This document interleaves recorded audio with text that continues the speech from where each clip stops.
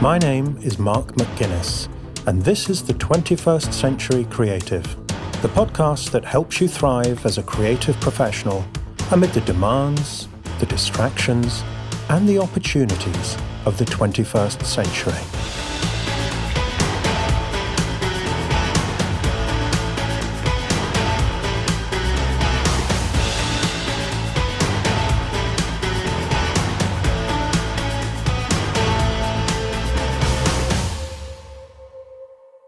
Welcome to Season 4 of the 21st Century Creative.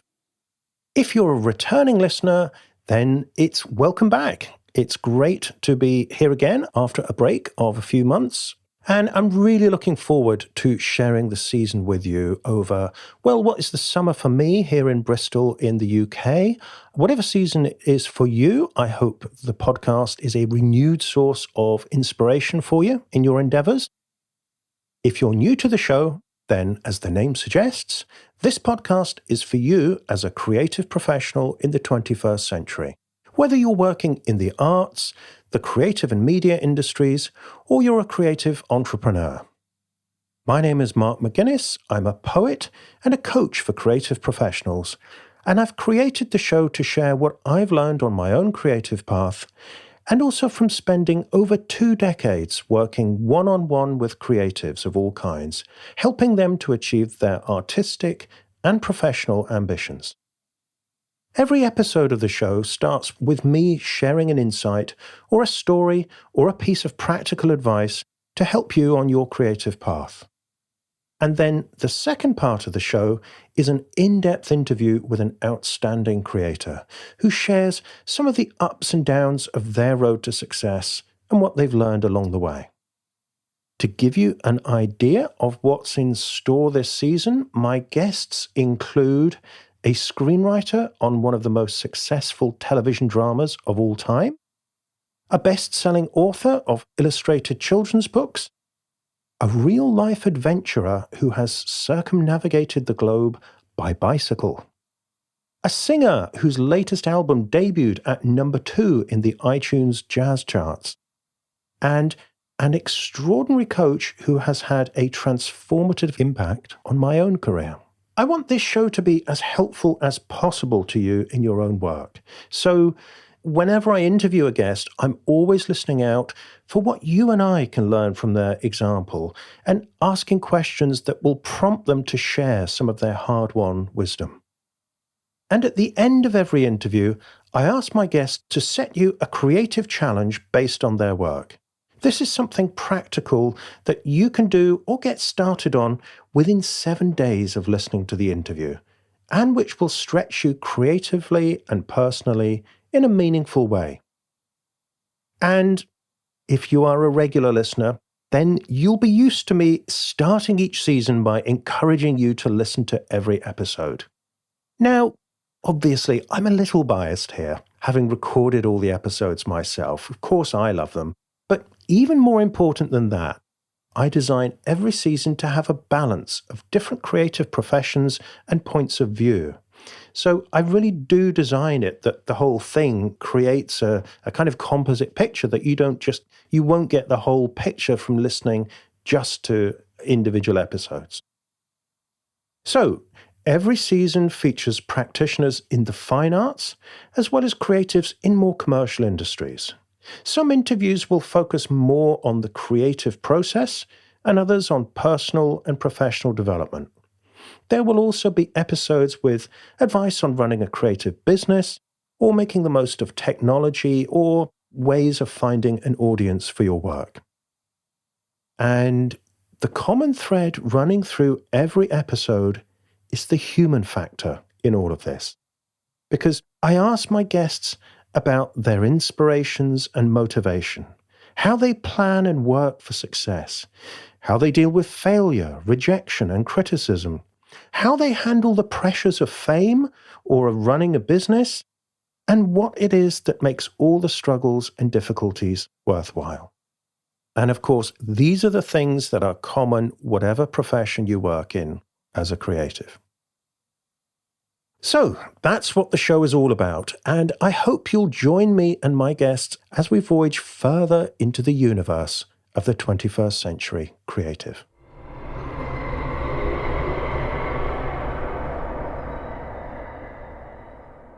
If you want to be sure to hear every episode as soon as it comes out, do make sure you're subscribed in iTunes or your favorite podcast app. If you have any feedback on the show, you can always contact me via the form at 21stcenturycreative.fm. You can also tweet me. I'm at Mark McGuinness. That's MarkMcGuinness. And you can also reach me via email if you subscribe to the 21st Century Creative mailing list. Just reply to any of the emails you receive, and it will come through to me. Some people are a bit surprised when I reply. They think there's either a robot or an admin person there, but I do make a point of looking out for your emails and responding as soon as I can. And if you're not on the mailing list and you would like to receive every episode via email, plus the free creative career course I send out, that's the 21st Century Creative Foundation course, then you can sign up for all of that at 21stcenturycreative.fm/free course. And if you've been listening to the show for a while and you're finding it helpful in your work, there's one thing that you can do that will take less than 5 seconds that will really help me and help the show to reach new listeners. And that's to look at the show in your iTunes podcast app, which you may well have open right now as you're listening to this, and just scroll down to the ratings and reviews section and simply tap to give a rating out of 5 stars. You don't need to leave a review to do this. I do realize you're busy and it takes time to sit down and think of something to say in a review and type it in, but you don't need to do any of that. You can simply tap the stars to give your rating, and that will show up on iTunes and help other listeners like you find the show. Okay, one last thing before we plunge into episode 1. If you're an experienced creative, that means you have at least 5 to 10 years experience in your creative field, and you have an outsized dream or ambition for the next phase of your creative career, then you may be the kind of person who would benefit from getting my help one-to-one as a coach. Since the mid-90s, I've been coaching high performers in the arts and the creative industries to achieve their ambitions. I've worked with hundreds of creatives over the years, so if you have a big goal or you're facing a big challenge, chances are I've come across something similar before and helped someone very like you to rise to the challenge. So, if you're curious about getting my help as a private coaching client, then I have some questions for you that will help you reflect on your current situation and focus your intentions on what you want to achieve. You can find the questions at 21stcenturycreative.fm/coaching questions. And when I receive your answers, if I think we could be a good fit for working together, then I'll arrange a time for us to talk. Right, that is everything you need to know to make the most of Season 4. We're getting started today with an interview with Brian Clark, a very unusual creative entrepreneur. And Brian actually played an important role in the genesis of the 21st Century Creative, so listen out for that story a bit later on in the show. Before we get to that, I have something to say about the influence of your surroundings on your creativity.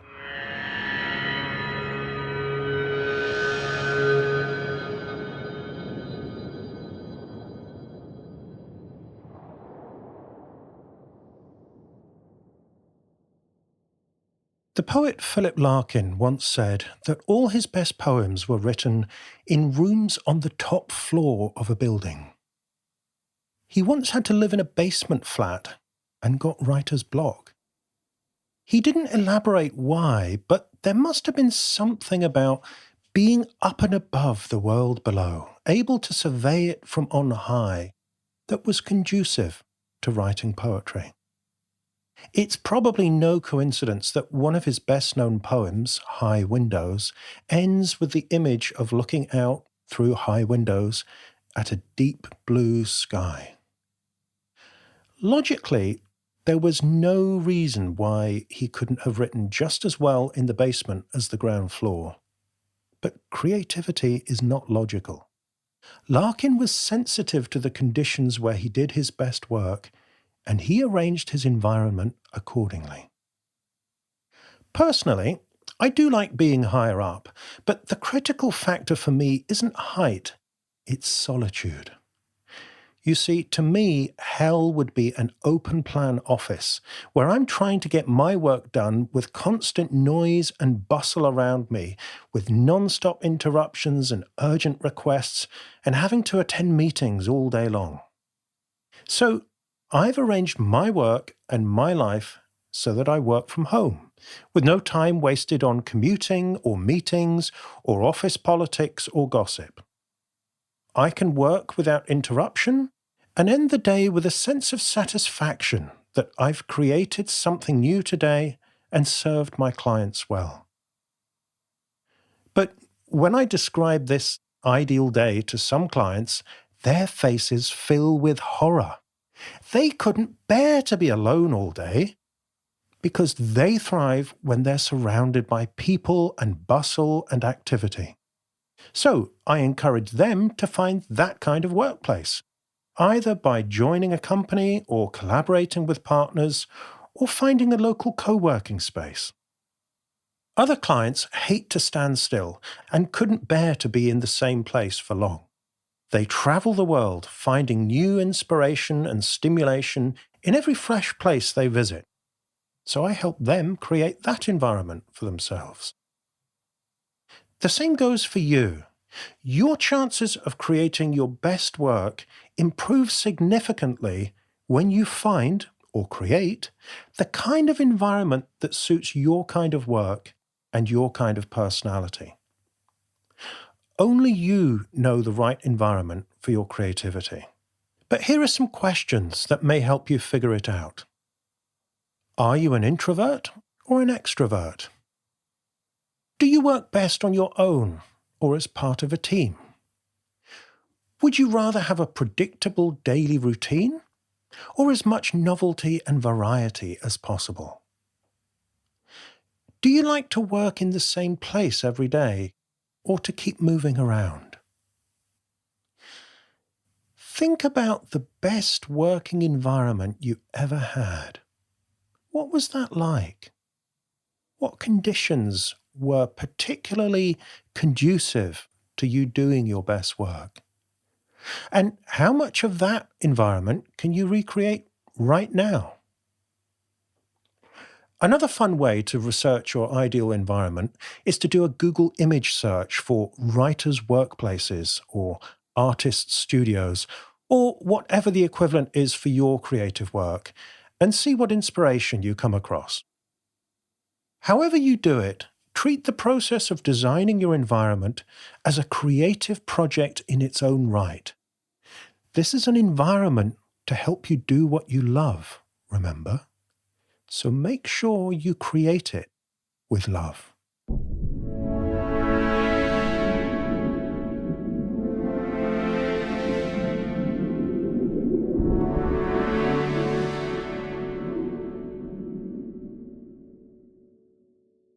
Brian Clark is a writer and entrepreneur, best known as the founder of the hugely influential website Copyblogger.com. Back in 2006, Brian was one of the first people to show how copywriting techniques could be used to attract attention online.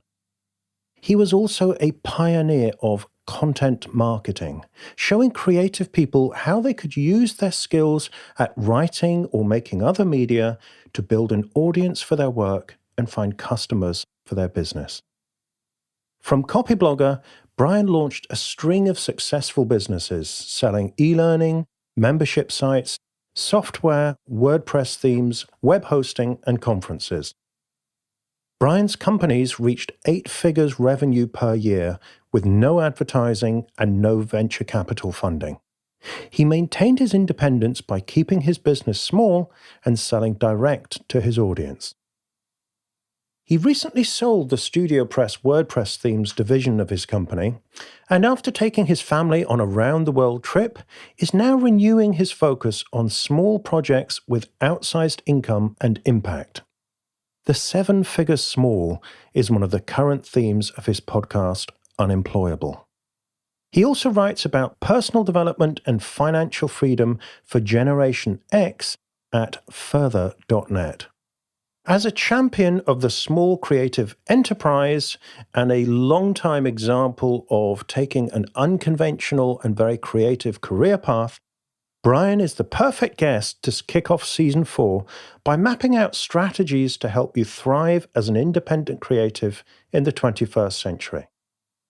And Brian is also a pivotal figure for the 21st century creative, because this podcast would very likely not exist, at least in the same form, if it weren't for him.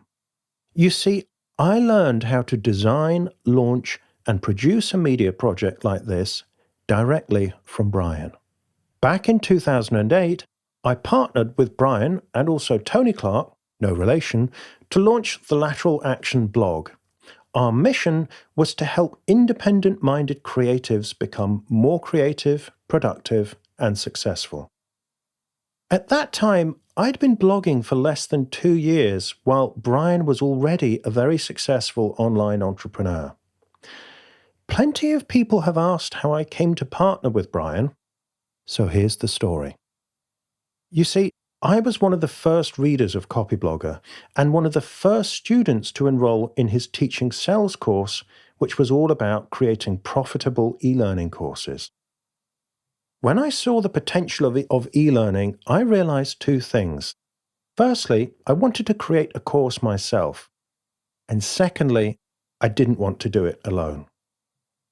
I noticed Brian mention that he was open to joint venture proposals from students and realized he would be my ideal partner. It felt like a long shot, but I don't mind long shots. I figured if I'm going to start looking for a partner, I might as well start at the top. So, one Sunday morning, I took a deep breath and wrote an email to Brian explaining my vision for the course and why I would love to work with him on the project. I figured it would be at least a week before I heard back, so I was amazed to get a response the same day. Brian said that he and Tony had been thinking about doing something similar, and they'd already floated my name as a potential partner. I was thrilled that they were interested and absolutely flabbergasted to hear they'd been talking about me already. Later on, I discovered Brian takes a very strategic approach to everything, including identifying potential partners for future projects. So, the 3 of us met on Skype the following day, and by the end of the week, we were business partners, which was the beginning of a big adventure for me. Working with Brian, Tony, and also Sonia Simone, our other partner, really put me in the spotlight because my part of the partnership was to write the weekly Lateral Action blog. And when we launched the blog, and Brian introduced it to the Copyblogger audience, I suddenly found myself writing for a much bigger readership than I'd ever had before. Every week, Brian would cast his eyes over my article and give me feedback before we published it on the blog. So I had an amazing apprenticeship as a writer, learning firsthand from one of the most successful bloggers on the planet. In 2009, we created and launched the Creative Entrepreneur Roadmap, an in-depth e-learning program to help creatives succeed as creative entrepreneurs, which meant I got to collaborate on the planning, creation, and launch of a product with a seat in the cockpit as Brian flew the spaceship. Eventually, Brian, Tony, and Sonia's other projects took off at light speed, which meant we agreed to part ways, with me taking over Lateral Action as a solo operator. But we've stayed in touch, and I occasionally consult Brian for advice on my projects. And what I learned from my apprenticeship with Brian has served me well on everything I've done since then. It enabled me to keep growing the audience at Lateral Action and to take advantage of the self-publishing revolution by writing and launching a series of books for creatives.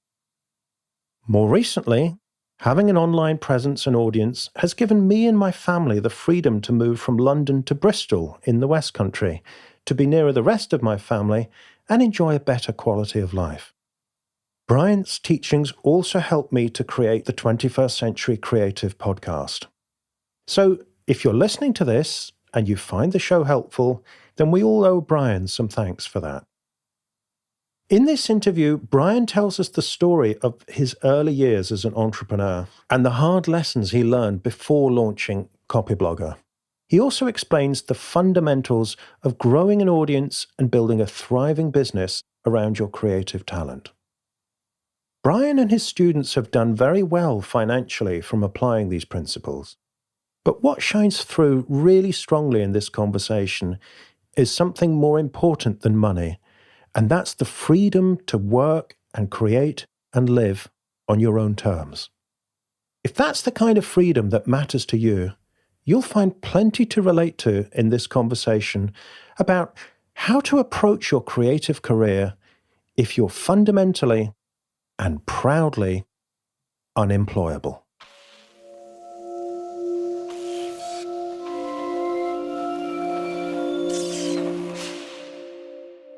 Brian, how well did the career advice that you received in high school prepare you for the reality of how your careers unfolded? I don't think I recall getting any career advice in high school. And that just may be age. But I just recall that the world seemed to operate a very different way.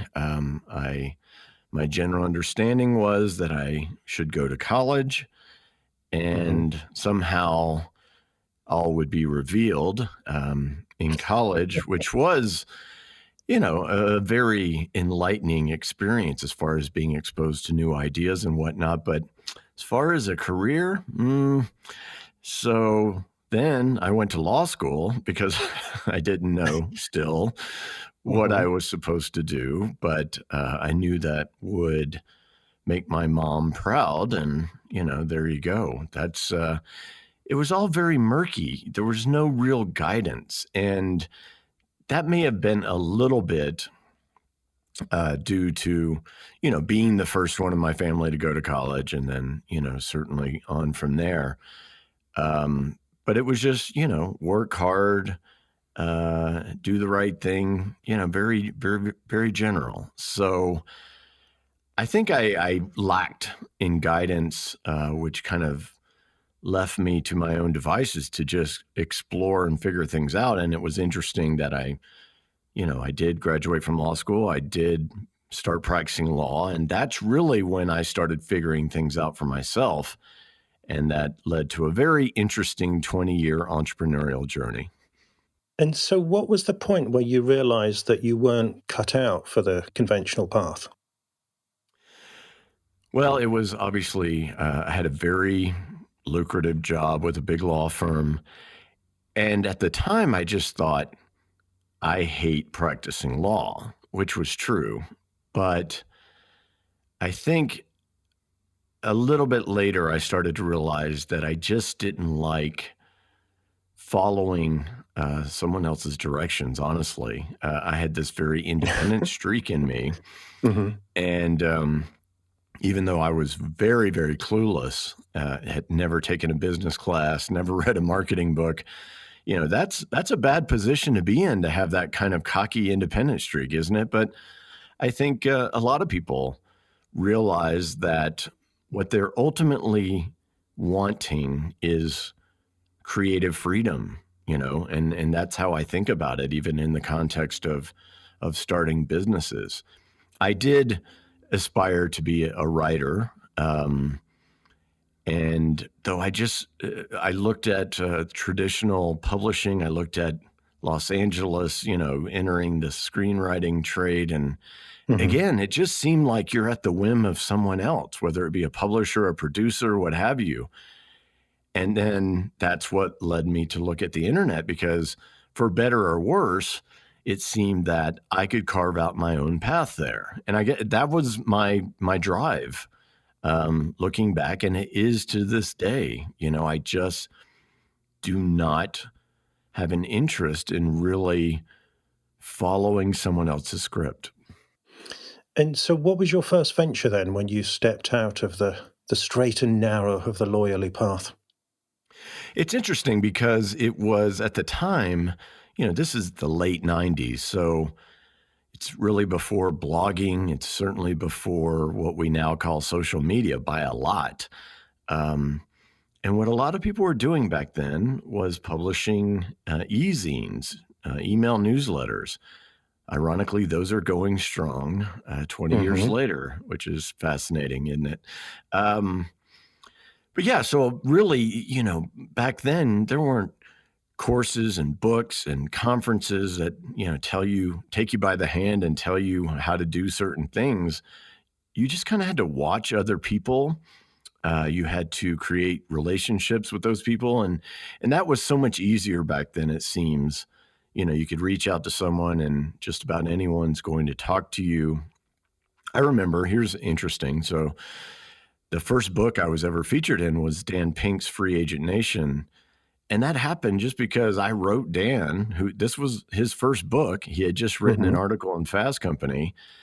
And I just, we just started talking to each other. Now, think about that 20 years later. Dan Pink, of course, is a Mhm. Yeah. huge, prolific, Yeah. successful author. I went my own path, but it's just fascinating to me that I hope we never completely lose that aspect of, just being able to reach out to people and tell them you admire their work, and a relationship, comes out of that. But so I started this newsletter venture, and I thought, if I wrote good stuff and built an audience, I would make tons of money in advertising and sponsorships. And I wrote pretty good stuff, and I did build audiences, which was that was the most important thing to come to that. I learned how to do that, but I had no idea how to make money with it, and I didn't. So that was my one business out of 11 that failed. That's not a bad odds, is it?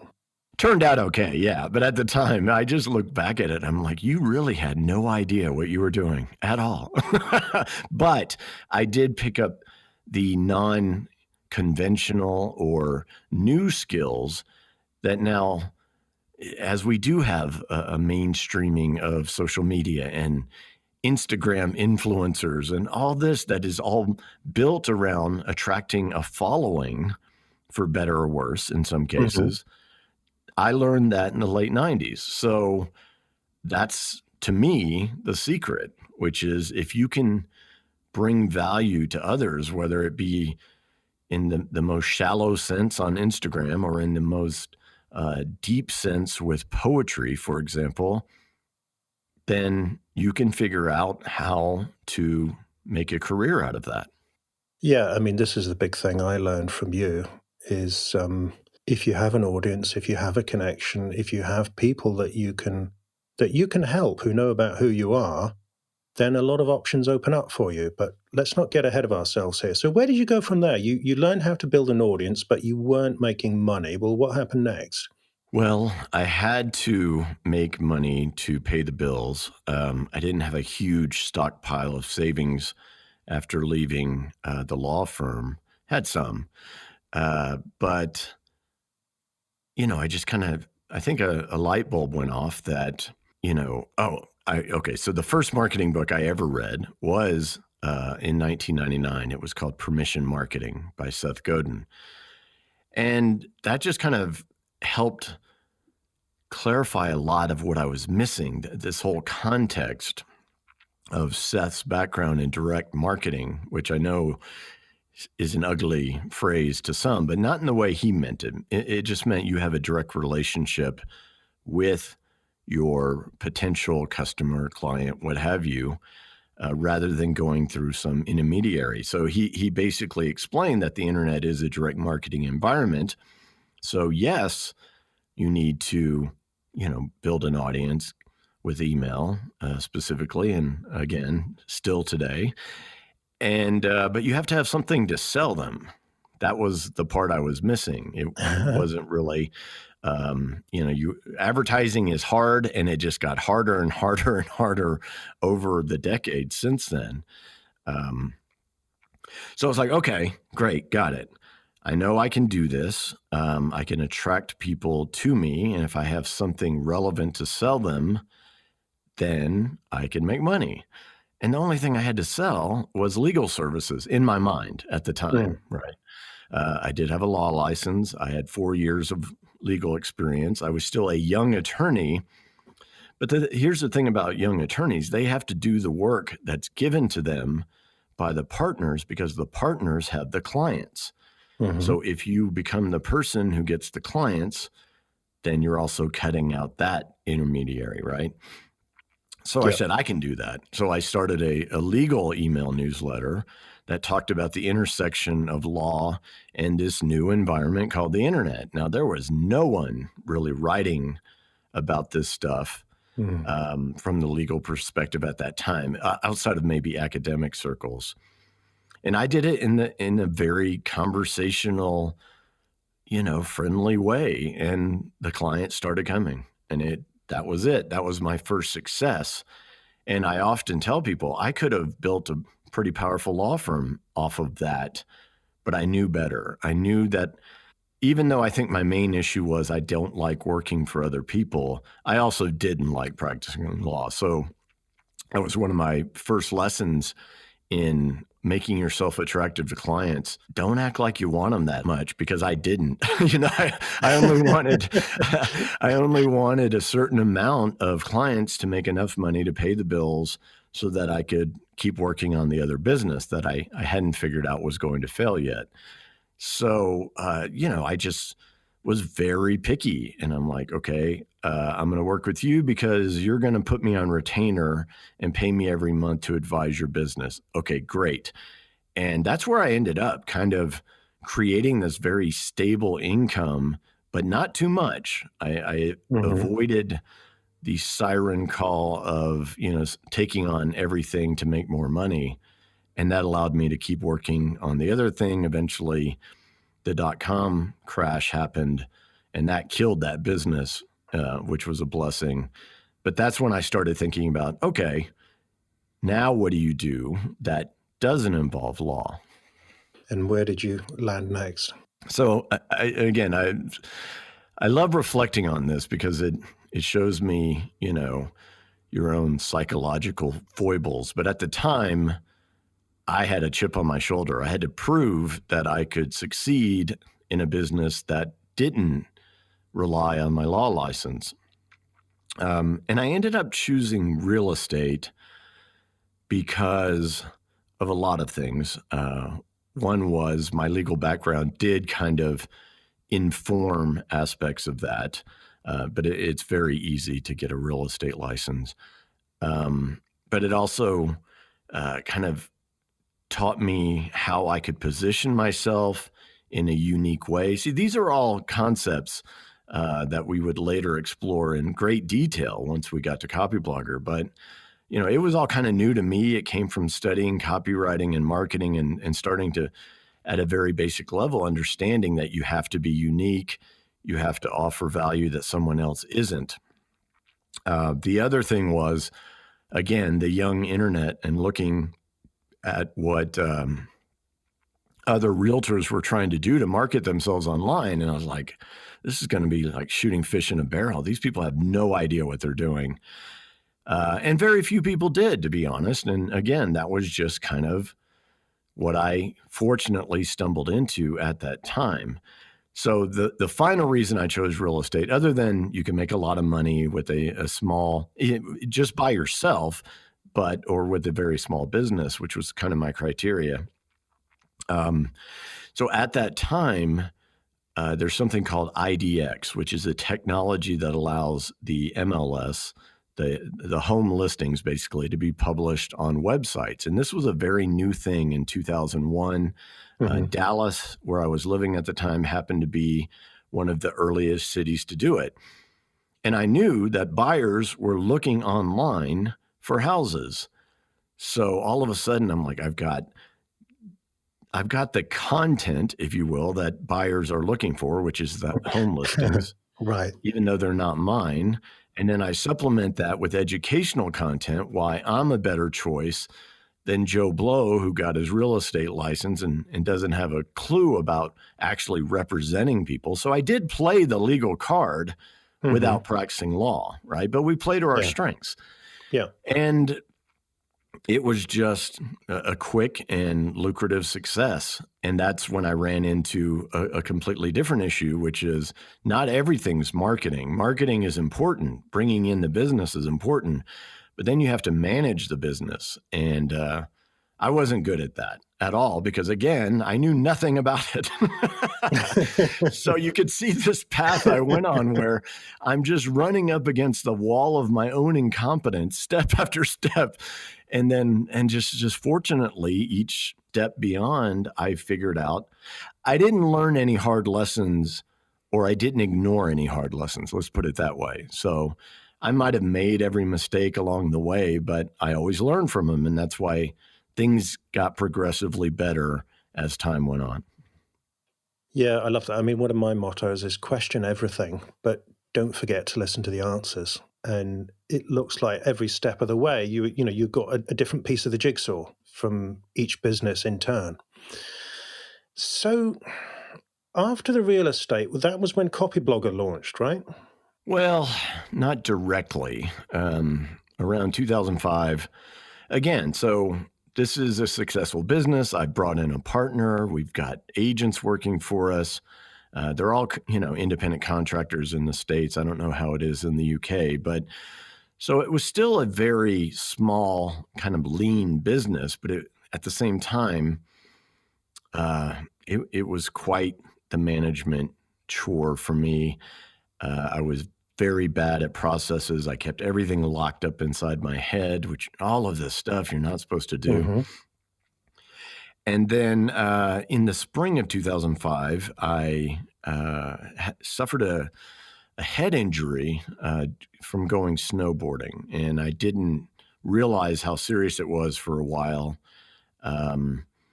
But I ended up having to have brain surgery. It was a big deal. I was very fortunate to come out of that. It could have gone much worse, right? I really realize now how lucky I am that I made a full recovery after that. It was a serious procedure. But to me, all it was like a moment of enlightenment. I mean, I can almost say that literally, because when I woke up, I had this, I am not this collection of thoughts and memories experience. I mean, I really felt that myself is an illusion. Right. But with that was every reason I told myself that I couldn't create the kind of business I had been wanting to for a year or so because of my obligations. I had a young daughter, I had a wife, I had my son was just born. And all of that just kind of poofed away. I don't know that it was confidence so much as it was just resolve that I was never going to do anything, whether it be law, real estate, whatever, just for money or just for security or, and bless my wife. I mean, can you imagine? But so basically, I effectively walked away from that real estate business. I tried to sell it to my partner, and it failed within 6 months because guess what? Everything was locked up inside my head. Right. They didn't know how to do the part I was really good at, which was bringing in all that business. And so I was, they couldn't pay me anymore. So it just kind of went away. So again, I found myself with my back against the wall. But I was looking around at what was happening at that time with blogging and whatnot and reflecting on it from my perspective of what I'd been doing for, I guess, the last 8 years at that point. And I said, you know what? This is interesting stuff. There's fascinating stuff going on with people who are effectively writers, but they are using their writing skills to create entrepreneurial ventures. And that's that's me. That's what I want to do. I mean, that's what I have been doing in some way, except not as in the purest form of what we would call an online business. Again, at the time, that was a foreign concept. Now everyone's, like, oh, I get it. We can make an app. It's, it's a digital business. Back then, people thought I was crazy. This is a recurring theme, Mark. People thinking Brian is crazy. So, but just because I'm paying attention to the future, and most people live in the present or largely the past, that's an observation I think we could all make when we have been involved in specifically the internet, kind of ahead of the rest of the world. You know what I'm saying? Yeah, I do. I mean, funny enough, I started my first blog around about the same time you started Copyblogger, but of course I didn't have the 8 years of experience that you had under your belt. And I remember trying to explain it to my previous, my ex-business partner. I said, well, because I'd read Seth Godin too, and I said, well, he was saying, what are you doing? You're writing articles and giving them away for free. That's valuable intellectual property. Why are you giving it away? You should charge people for that. And I said, yeah, but there's this guy called Seth Godin in America who says, if you do this, then there'll be the magic trail of breadcrumbs will come back.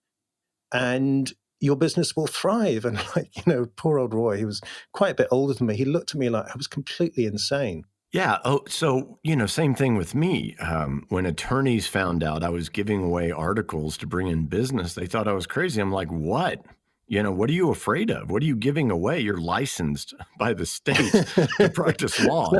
You're pretty safe. You know what I'm saying? You can't just read your blog and set up and compete competition. Yeah, and same thing with real estate. I'm like, oh, well, I'm not going to just tell them, everything that they can do. I'm like, if you're any good, they should hire you because you could tell them everything and they'll never be as good as you, right? That's not how our service economy works. People want someone else to do it for them. They just want to make the right choice. And that's what you're helping them do. Anyway, that attitude was so prevalent. But fortunately, I was pretty good at just ignoring that and just say, I'm sorry, you don't understand. You haven't thought about it enough. That's fine. I'm going to go ahead and keep doing what I'm doing. Thankfully, I did.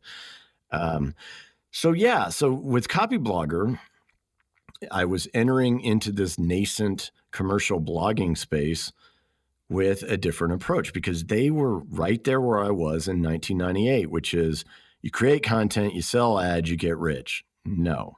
I mean, some blogs, like if you were as big as TechCrunch, then you could make some money from ads. But it was never the most lucrative aspect of it. So I came in with two basic premises that I wanted people to accept, that applying copywriting techniques, specifically direct response copywriting, to content can make it more interesting, engaging, and useful to people. That was one thing. And then the other thing was you should sell stuff, not advertising. I mean, whether products, services, whatever, but not ads. In other words, don't sell out your audience, sell to your audience. And some bloggers at the time just thought that was basically Satan's spawn coming to life. Yes, some people were really put out by it, weren't they? They were. And it was great because they didn't understand that their audience thought differently. So they would, rip me a new one and link to me, and their audience followed the link over and they became my audience because people were interested in what I was talking about. And all that sounds really quaint now, doesn't it? Well, it does.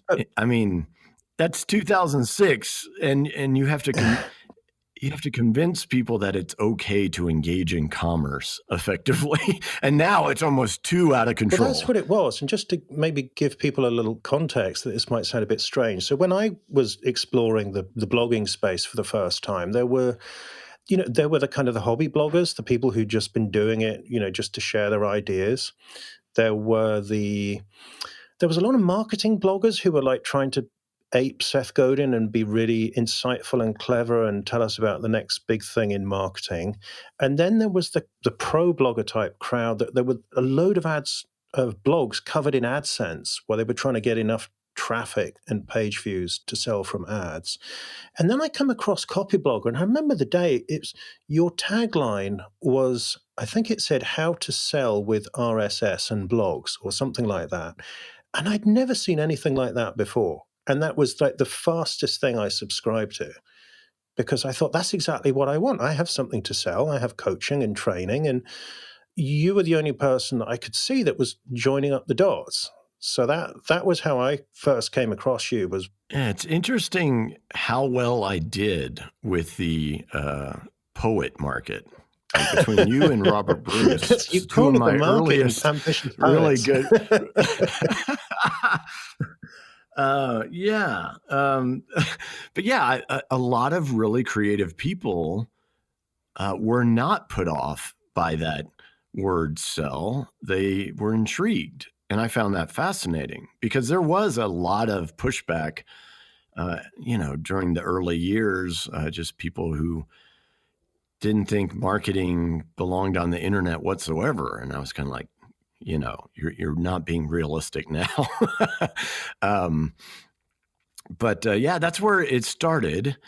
And 2 years later was when what we were talking about got the name content marketing. And basically, Joe Paluzzi, who founded Content Marketing Institute, came from the corporate environment, branded content, all of that kind of stuff I'd never heard of because, I'd never worked in that environment. Mm-hmm. And he's like, yeah, what you're talking about really well is called content marketing. Can we agree on that? And I was like, I hate that. Mm. That's a terrible phrase. And he's like, yeah, but you got to call it something. So in 2008, that's when we started using the terminology of content marketing. And now it's a $50 billion industry. I mean, who knew? Right. And crazy. Everybody's talking about it. So, and, for some people, they think it's great. Other people think, it's my stuff is not content. I mean, what is that? What is that? Forget the terminology. What is it about content or media? How does it work in a marketing sense?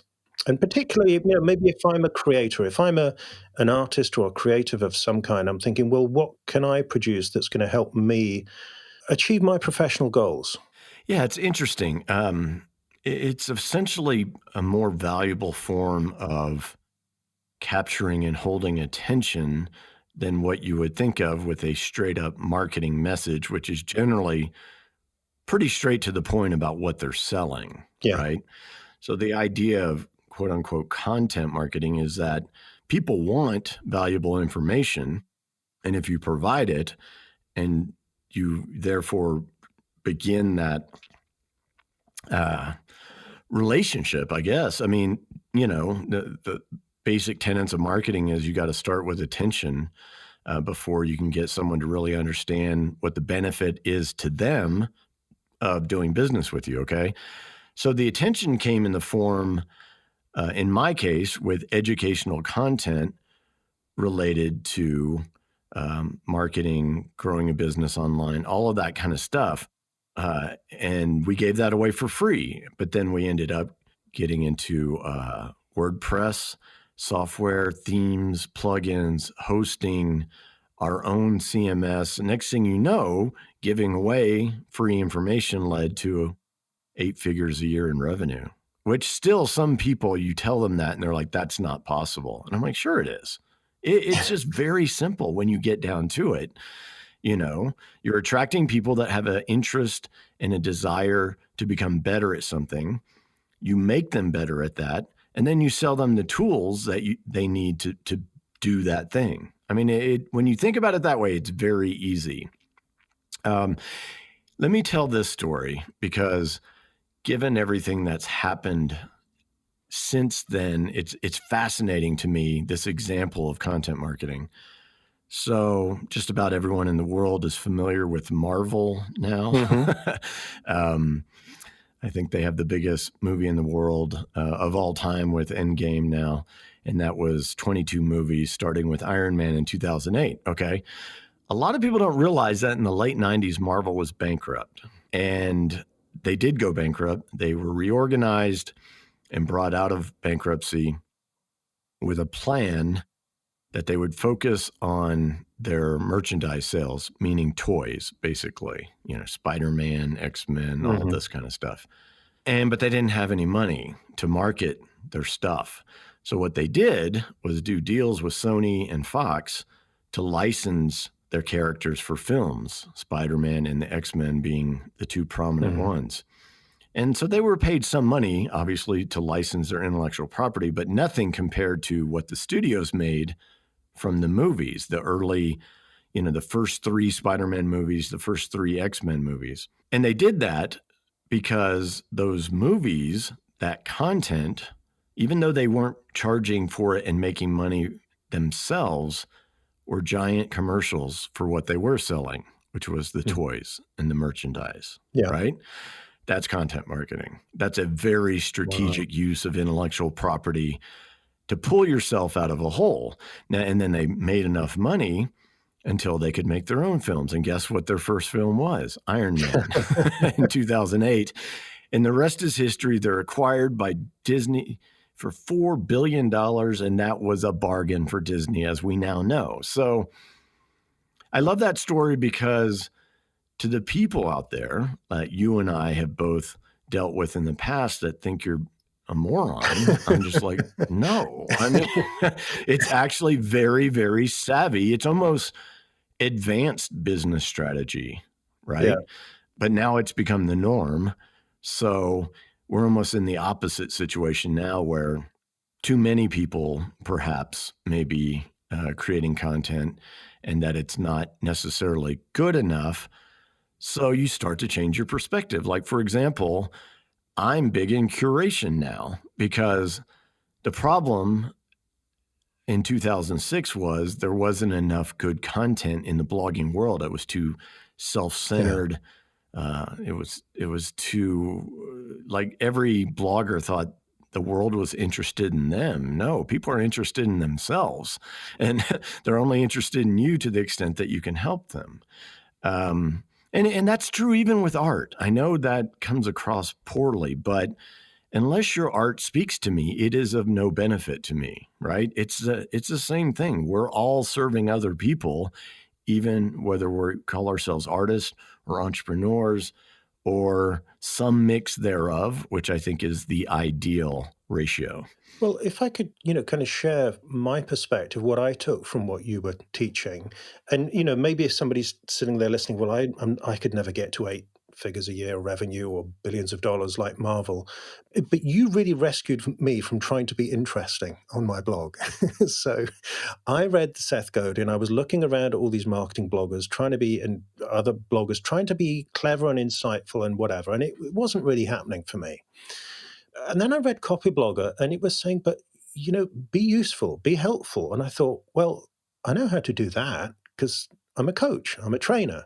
And so I started writing as though I were talking to my coaching client, and I was saying, stuff around creative blocks or productivity or, and how to get focus time for creative work in the middle of all the email and digital distractions and so on.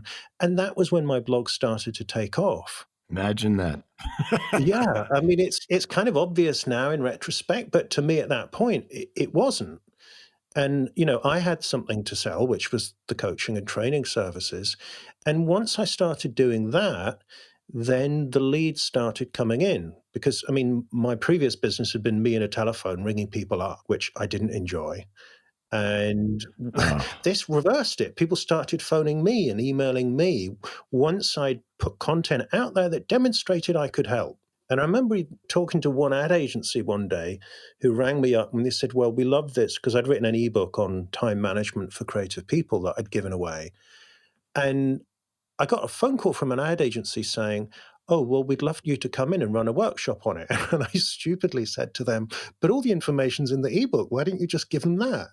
And she said, well, the thing is they don't have the time to read it because they're so disorganized. I said, if you come in and explain it, I mean, she was telling me how to sell to her. If you come in and explain it, we'll pay you to do that. And I said, okay. And so that's how it can join up. It's certainly how it joined up for me. That is great. Not only Not only did she contact you, but she told you how to convince her. Right. I failed to mention that the original approach to everything, at the beginning, with content and learning copywriting and learning how to do everything with words, where people came to me, was simply because there was no way I'm going to cold call anyone. I don't like networking. I'm an introvert when it comes down to it. Now, people sometimes find that surprising because I can go stand and talk to 1,000 people from a stage, but that just means you don't understand introversion, Yeah. because after that, I'm in the hotel room just decompressing, Yeah. right? It's not that you're shy. It's just that people tend to take energy from you instead of give it to you, which extroverts enjoy. But so that's why I designed everything that way from the beginning. And that's just as true today as it was back then. So, going right back to the beginning, the point where you and similar time that I was leaving college, we were in this world where there was a sensible, safe option. And we were the morons. We were the idiots who just couldn't deal with that and had to go and do it another way and found out through trial and error. But that world has really changed, hasn't it? I mean, the safe, secure job is certainly not as safe and secure, and the risky path, going out on your own is for various reasons becoming more popular. I mean, what's changed? Well, it's interesting because I think the beginning of there is no such thing as job security, there is no gold watch and a pension at the end of this, that all started to be talked about that time, circling back to Dan Pink and Free Agent Nation. I mean, he was way ahead of his time as far as when that would happen. He was literally 20 years too soon. But now we see it's all happening. Not only is freelancing incredibly common, it's desirable. It's a higher status role for many people. That's why I have a podcast called Unemployable. It's not like you can't get a job. You just don't want one, right? I mean, I think it began in the 90s. But I think, what's happened with, there was the dot-com crash, then there was 2008, and the millennial generation in particular realizes, you can't trust an employer with your security and livelihood. And that's why they became the first generation who job hopped without shame, right? It used to be a thing that you didn't want to move around a lot, or potential employers in the future would think you were flaky. Yeah. Why didn't you stick around longer? What went wrong? Exactly. And now it's like, why would I? I mean, that's, I think, the attitude from younger people. But the interesting thing about millennials is, despite the kind of stereotype of the hoodied tech bro billionaire, those are very rare. Millennials aren't that entrepreneurial. Gen X is very entrepreneurial because, again, that nasty independent streak we had. How dare us think for ourselves? But so I think it's been coming for a long time. The attitude is flipped from being sitting there stammering why you changed jobs 3 times in 4 years to where everyone is kind of a free agent, and you have to think that way, and you need to think in terms of income, not jobs. So the whole concept of the side hustle and then entrepreneurism and freelancing and gigs and all of this stuff just presents a mishmash of opportunities to try to craft the kind of, it's almost weird to use the word career anymore, isn't it? I mean, so I am, of course, a huge advocate for working for yourself in a very lucrative way, obviously. But I think they're just like my path was one of incremental improvement, incremental learning from mistakes, experience, and all that. The one difference I can say today is unlike 98, there's tons of information Yeah. about whether you want to go out on your own as an entrepreneur, as a freelancer. I mean, it's almost too much. So I think the ecosystem is there to support people. But the thing I like about what you do is that I think the creative person is the only one who has a legit shot. Your average, hustler type who just wants to make money, who doesn't care about their craft or doesn't care what they're actually putting out in the world.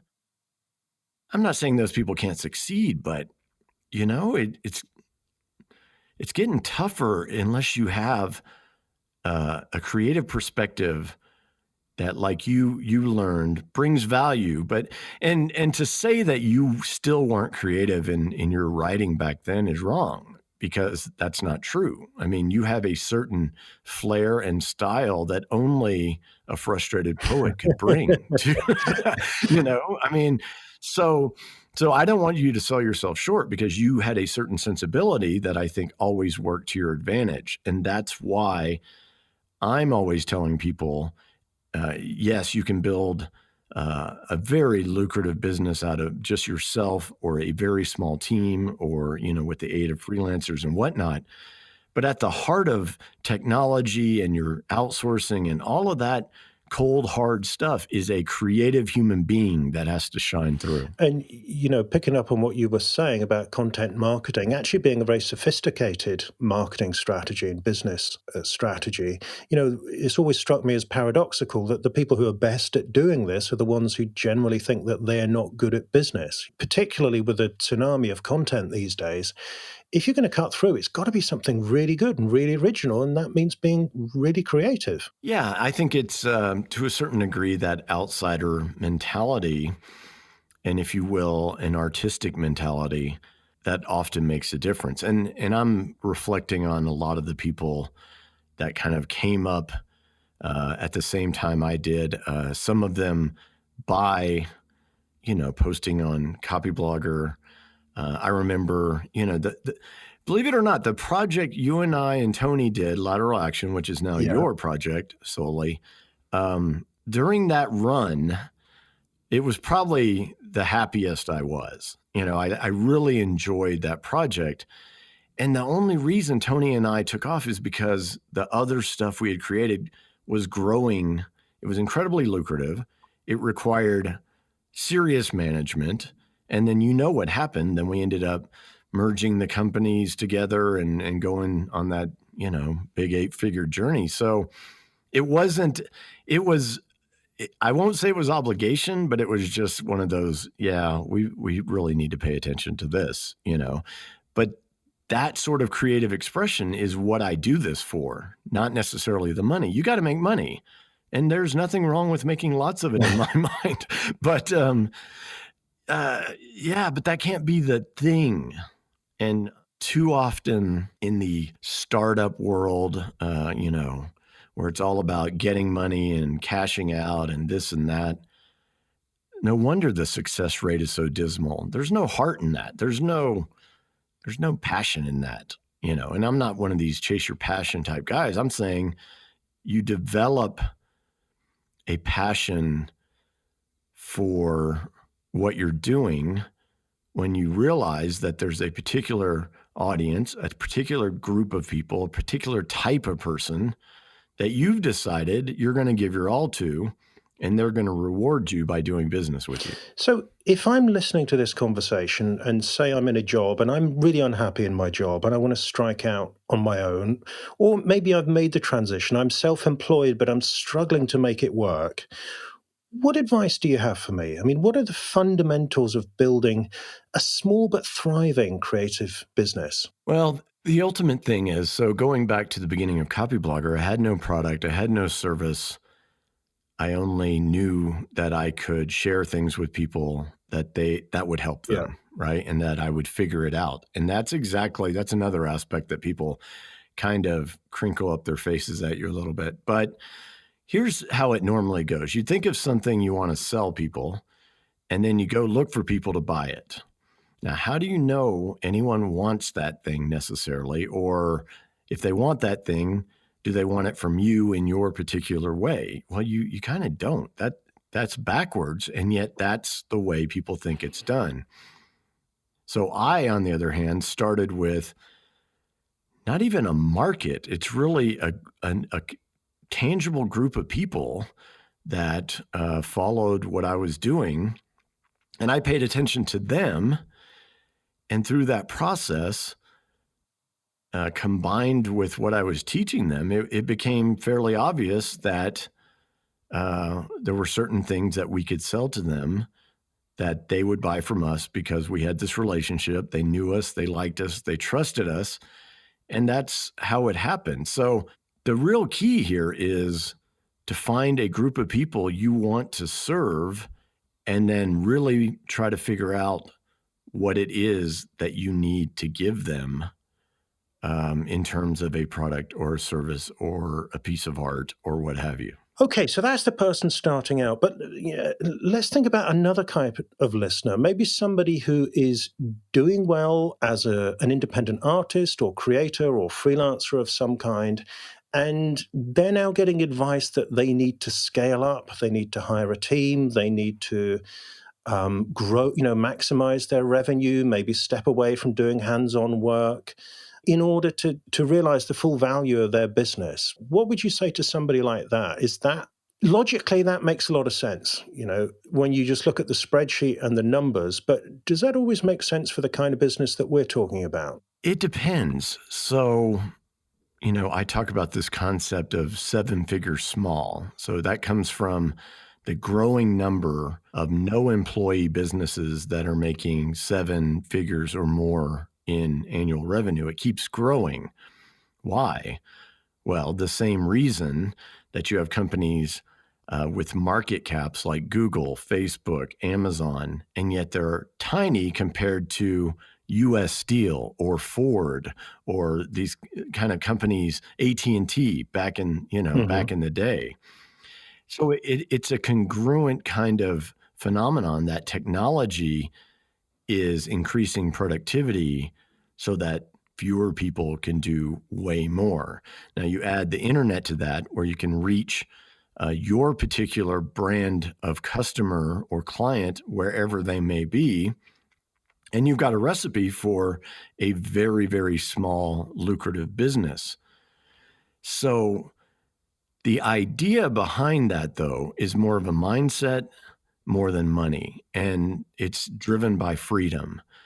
If you want to have it, if you design your business so that technology and contractors such as freelancers, consultants, vendors, etc., can accomplish what you're trying to do and thereby frees you up to do other things, let's put it that way. So you could choose at that point to maximize your lifestyle, spend time with family, do other creative endeavors that don't have to be commercial, which I think, a lot of great art is created without the thought of trying to sell it to someone. Then great, you have that choice. But freedom also means you have the choice to grow that as big as you envision it to be. And you don't have to know from day one, but you do have to structure the business in such a way that you are building for freedom of choice, whether it be to have a nice life or to scale up and grow or somewhere in between or something different at different times. So let me put it this way. When I started Copyblogger, all I wanted to do was make enough money to support my family. I just wanted to be happy at work. And by doing so, I also realized I had to structure the business in a way where I would do what I'm good at, and that's it. And that I needed other people to do the things that I couldn't do. And that kind of led to my run of partnerships that really I built the business off of. And then once we got to creating the larger company, the one after we merged several companies together and got bigger, it was never my aspiration to grow a company that big, to have that many employees. But each year I made the decision to take the next step forward. I had the freedom to do that. Mm-hmm. And I'm glad I did it. And now that we've sold off most of the assets of that company, now I want to stay small. I mean, again, that's what drives me, my ability to choose as much as possible with autonomy and competency and leading to mastery, the whole self-determinism thing. And that we're all kind of driven that way to a certain degree. But I think there is a incredible force that says you should do things this way. And entrepreneurism, unfortunately, the narrative is, you take money, you get as big as possible. I mean, and that's the only thing that counts. And that's ridiculous. And I think more and more people are realizing, no, what I want is a business that allows me to make the choices I'm going to make. Yeah, I mean, this theme of freedom keeps coming through today, doesn't it? And I can totally relate to it to myself, because I mean, I'm certainly unemployable, and for the same reason as you, that I'm no good at having somebody tell me what to do. And I'm willing to pay the price of my stupid mistakes. I've made plenty of them.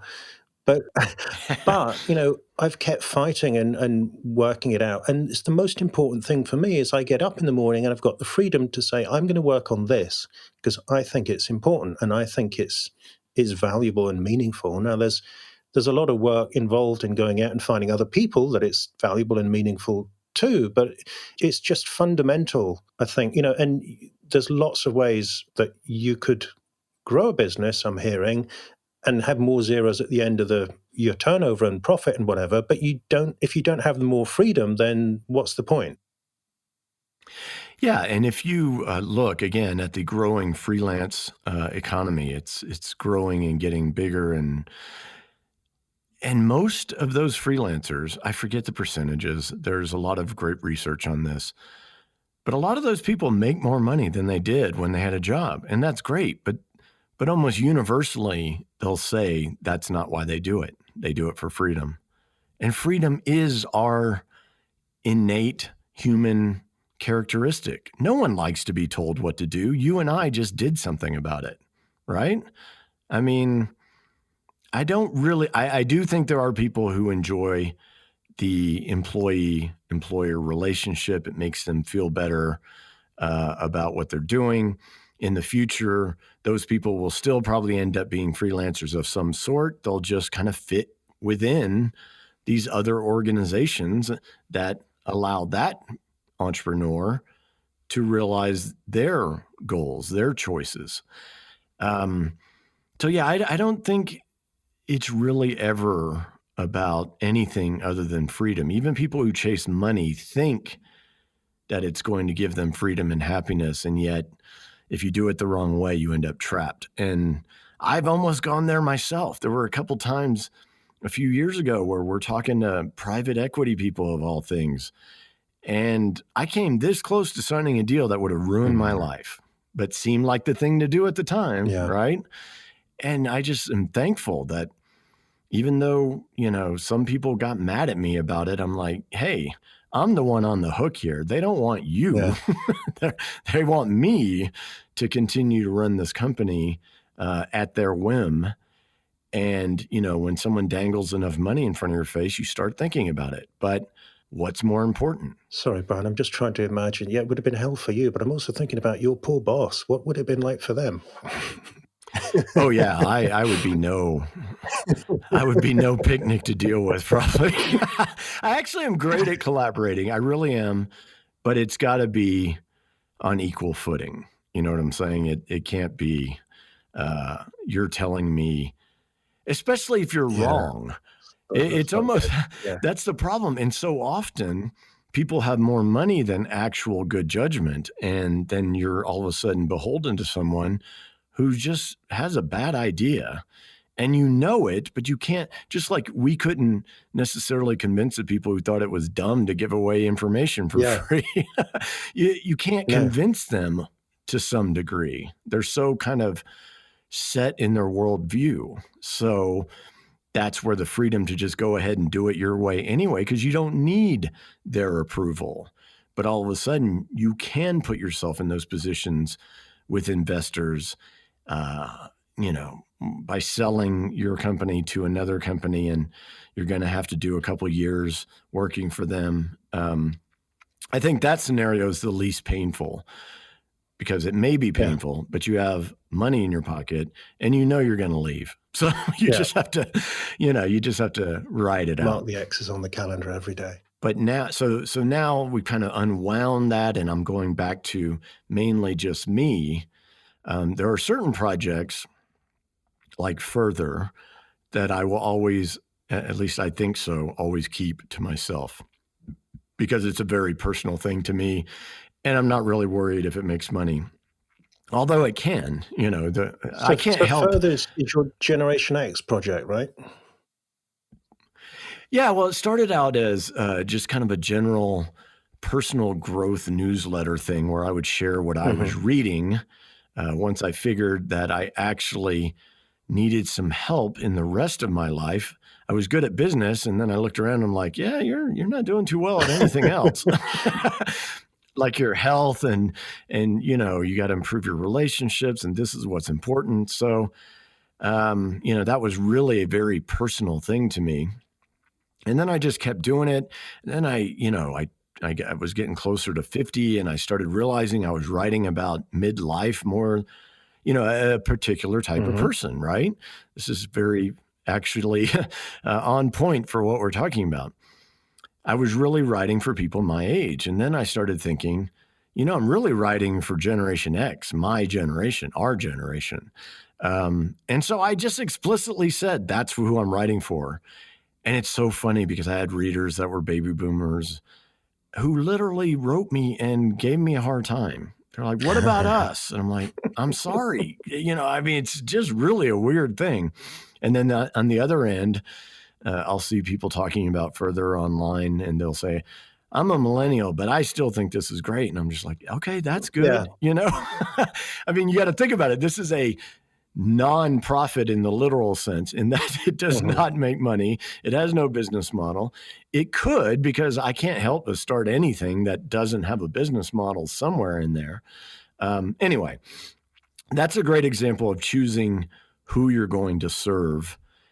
And it's really not just all about them. It's the intersection of you and them. And I hope our creative and artistic friends are listening to this, that you're not pandering. You're just choosing who you want to make. You're choosing someone whose life you want to make better, whether it be through your art, your writing, whatever it is you do. That's the reality of it. And I think a lot of artistic people, including me, back when I was the young aspiring writer, just feels, you feel like I create and the world worships me. I'm sorry. I guess that happens from time to time. Here it doesn't.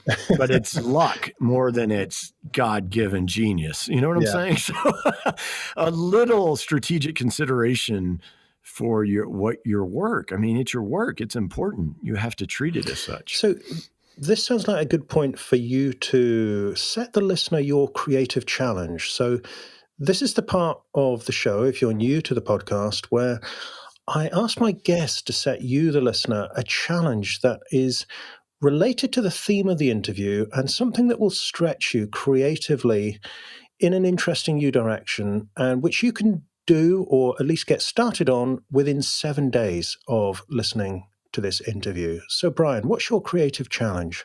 Well, okay. So from a marketing standpoint, you'll hear marketers talk about personas or use the term avatar earlier. And that's just marketing speak for figuring out who you're talking to. And I think a lot of times it's very arm's length. It's not that you'll necessarily hear some marketing director have a really empathetic and and deep desire to connect with their target market. That's not how marketers, at least in the corporate world, think. But in reality, it's really just, who are the people I want to serve? I've always said that entrepreneurs can be highly compensated servants. Never think it's about you, and you won't make the most fundamental mistake. And I believe that's true for all creative people. So forget personas and avatars and all that. And we've been giving Godin a lot of credit here for 20 years ago. But even at the beginning of this year, he took what I already knew and put it in a way that I just love. And it's about, who do you want to be responsible for? Whose life are you responsible for enhancing through your work? And when you think about it that way, that doesn't sound like some awful marketing thing. That sounds like, these are my patrons. These are the people who I bring value and joy to, and they bring me money so I can live. And this is what I've been doing all along. And again, the whole entrepreneur as servant thing has been my mentality forever. But I love the way he put that. It's just so simple, because it's not just about any audience. It's, who's a group of people that, whether it be out of a sense of purpose, even obligation. I don't like obligation, but what's the intersection between who I am, my purpose in life, what I find meaning in, and a group of people out there who I can therefore communicate with, enter commerce with. There's nothing wrong with that. That's how our world works. But it's a whole lot more satisfying when you feel like you get up every day with a purpose to take care of an audience, whether it be 1,000 people or 100,000, it doesn't matter the number. It depends on whether or not it's sustainable to you. And I think also in the long run, emotionally gratifying. And that sounds maybe more artsy than some people would expect, but it's fundamentally true. And it's no different from how great marketing works at the higher level. Apple did this brilliantly forever until recently, and now they're not doing so well at it. But it is possible. And that's why Apple is such the standout case study and the exception, because they took very human characteristics related to design and beauty and autonomy and sticking it to IBM, just rebelliousness, all these things felt like Steve Jobs was just talking to you directly. Hey, you're my type of person. Let me set you up with the tools you need. Think about that. That's what I'd like everyone to spend a week on, and write it out like it's a character in a novel that you may be writing. Oh, that sounds fun. Oh, it's a great exercise, because once you start yourself going, things will flow out of you. You may not use all of it. You may end up editing later. But who is the type of person that they don't have to be like you?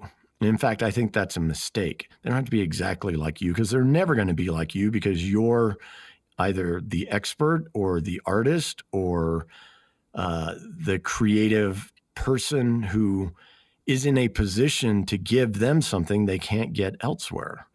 So they're not you, and they'll never be you, but they're the people that you feel like you want to serve. And if anybody's feeling brave, maybe you could post that as a comment on the show notes, your novelistic description. The show notes will be available at 21stcenturycreative.fm/Brian. So, Brian, as always, it's been enlightening and mind-boggling to talk to you. We've been on quite the journey today. So, for those of us who want to follow your continued adventures, where should they go? Okay. So I would suppose from a self-employment standpoint, Unemployable is the best resource for that. That's unemployable.com. It's basically a podcast and a newsletter that kind of focuses on this whole idea of constructing a business that gives you the freedom to go fast, slow, big, small, whatever, with the key being that it's up to you. And we talk a lot about how to enhance the creative human being at the center of the business with technology and other kind of strategies that allow one person or a very small team to have kind of an outsized impact. So that is the spot for people who are interested in that. And I think a lot of what we were talking about today further touches on the same themes, specifically for people in their 40s, early 50s, Gen X, who are, we're coming up on an age where people traditionally were thinking about retirement. And that's looking like good luck with that. A dicey proposition. Everything from, the effect of AI and automation on the workforce. If you don't get to work up to you're ready to retire, you usually don't have the funds to do it. Then there's the whole unretirement movement where boomers are basically setting the stage for, retirement's not all it's cracked up to be. And that's true. We find our purpose through what we do. The Japanese term, I'll probably mispronounce it, ikagi? Ikagi, yeah, I think, yeah. Yeah, that's reason to live, literally translated. No, sorry, ikigai, is it? Yeah, I think ikigai, reason to live. It's ikigai. You're right. You did live in Japan for quite a while. Well, I spent a bit of time in Japan. My wife is Japanese, so she knows. You didn't actually move there, though. Yeah. She'll probably correct this when she listens. She says, it's not that at all. That's good. And tell her to correct me. That's all right. Okay. Anyway, but it's this is interesting because that is what's attributed to some of the longevity of certain areas of Japan and other areas of the world where, people don't go to sit around or play golf or do nothing, because a lot of times when people do that, especially if they happen to lose their spouse or partner, they end up dying shortly thereafter because there's no reason to keep going. So the tagline of Further is keep going. And it means creatively, it means from a self-actualization standpoint, and it may be pragmatic because you need money. And if you can't retire, then you better enjoy what you're doing, because you think you're cranky when you're young about doing work you don't want to do. Wait till you're 65. Yeah. Okay, great. And, I would second this. So Unemployable, a great podcast. If you really like the small creative business theme that Brian's been riffing on today, that's essential listening. And if, like me, you are a Generation Xer, I think you will find plenty to stimulate and encourage you at Further. So thank you, Brian. As always, it's been a pleasure. Thank you, Mark. This is great to catch up. You have been listening to the 21st Century Creative, hosted by Mark McGuinness. You can find the notes for today's show with more information about my guest and links to the sites we mentioned, as well as all the backlist episodes of the podcast at 21stcenturycreative.fm. If you enjoyed the show, I do hope you'll subscribe in iTunes, and I'm always grateful if you could take a couple of seconds to just go to the iTunes podcast app and give the show a rating. If you'd like to have the 21st Century Creative Foundation course delivered to you for free, giving you 26 lessons of advice and worksheets on carving out an original creative career, you can sign up for the course at 21stcenturycreative.fm/free course. And if you are an experienced creative and you're curious about getting my help as a private coaching client, then the first step is to go to 21stcenturycreative.fm/coaching questions and answer the questions on that page. Thank you for listening. I hope you'll join me again soon.